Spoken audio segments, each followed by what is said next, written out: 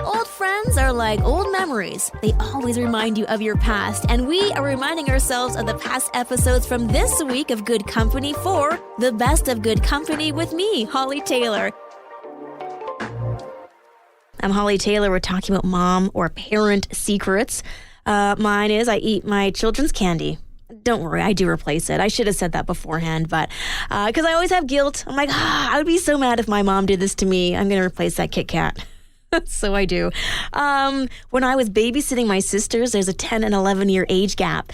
Before they could read, I would just scribble on a piece of paper, pretending that I was writing, so-and-so, they've been terrible today, and Mom, I think you should be mad at them. So that's how I would tell my sisters that I was writing. Really, it was just scribbles. Worked every time. Man, when they hit grade 2, grade 3, that was disappointing.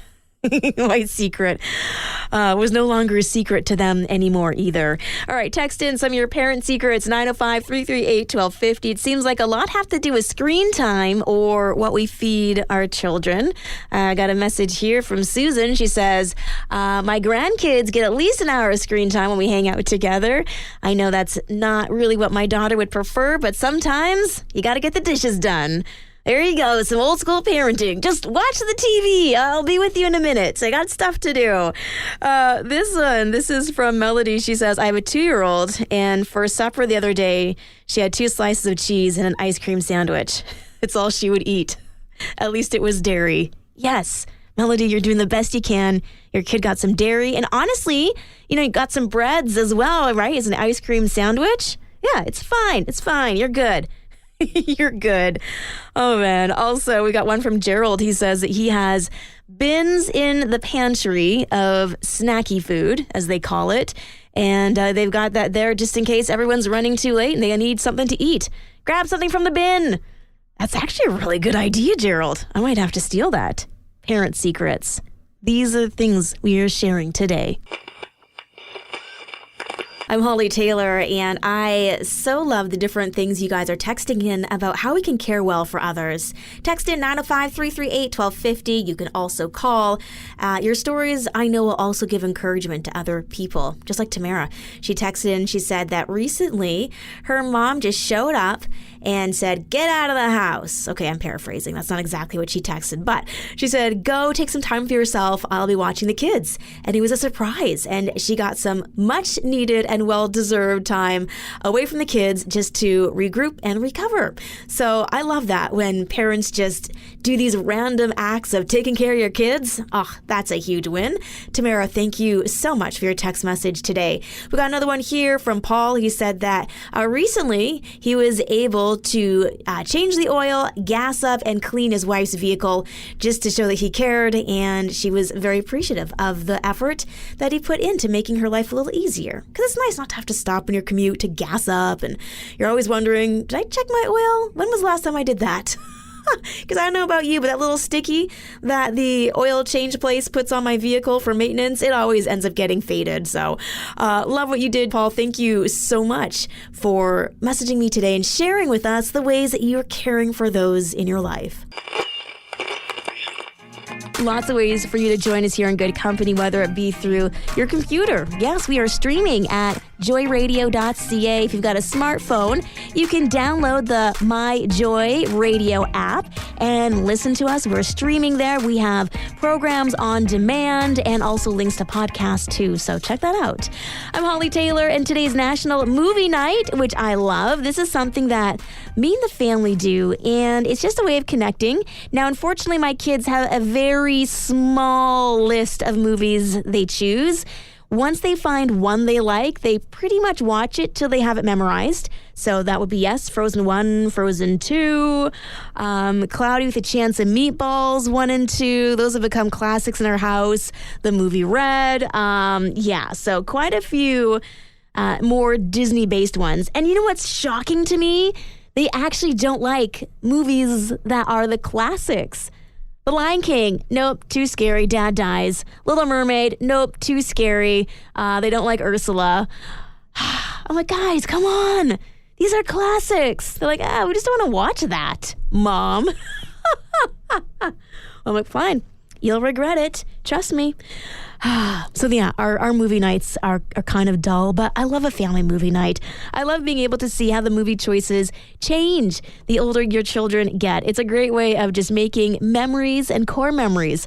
Some of the things that you can do if you do not have a family movie night is you create your movie night bucket list, and that way it's not like the 80s when you're wandering around the Blockbuster for hours wasting your movie night trying to pick a movie. No, you set that list and then you can go through it and everyone gets a chance to contribute to it. Also, another thing that you can do is making sure you've got all the snacks that everybody wants. So a little bit of pre-planning there. Popcorn, chips, and thanks to it being 2023, there are tons of healthy options as well that are still tasty. So maybe you've got your favorite ones. I really like seaweed. I don't know if that's just a me thing, but that's what's on my... Producer Mike is rolling his eyes. No to the seaweed? I've never heard of that.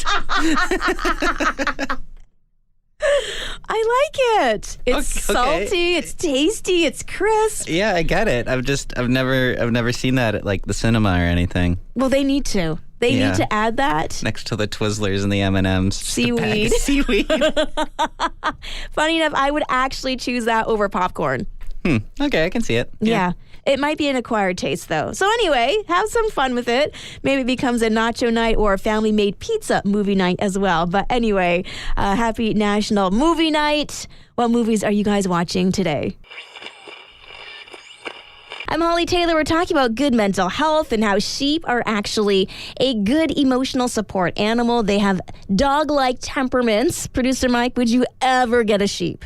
I'd have to check with my landlord. I don't know how that would work in my apartment. Are they good with like climbing upstairs? Maybe. Okay, so I could take it out for a walk. I know this much. Yeah, absolutely. What are the bylaws around having a sheep downtown Oakville? I'm not sure. We'll have to do some research.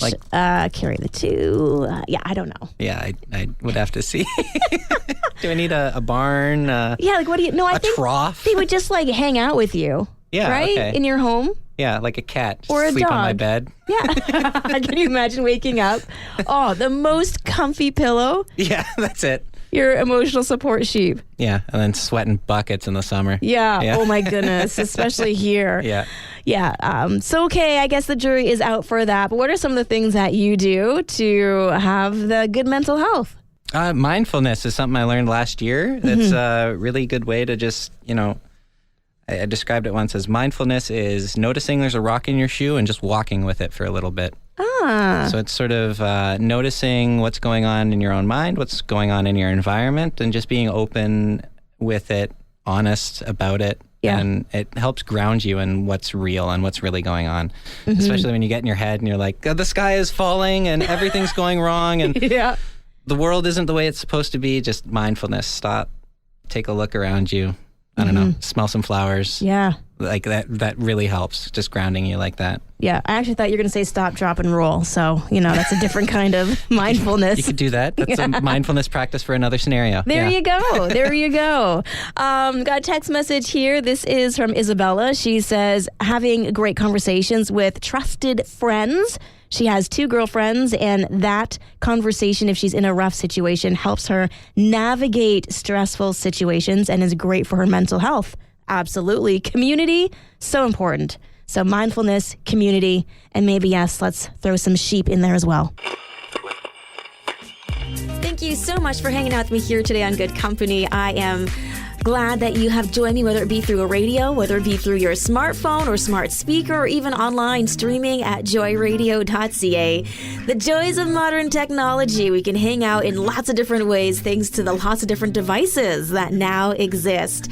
Well, speaking of lots of different things, have a lot of different ways to help and serve and show that you care to other people. And this is a story coming out of Las Vegas.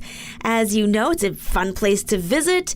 The hiking there is incredible, but they have a little thing called rattlesnakes. That's right. And so when things cool down, the rattlesnakes sometimes come out. And so Tim Angelo has a fun side project that he does. Now, he's a pastor by day, but when the temperatures cool off, he actually helps anyone who needs assistance capturing these unwanted visitors at no cost. Kind of a higher calling.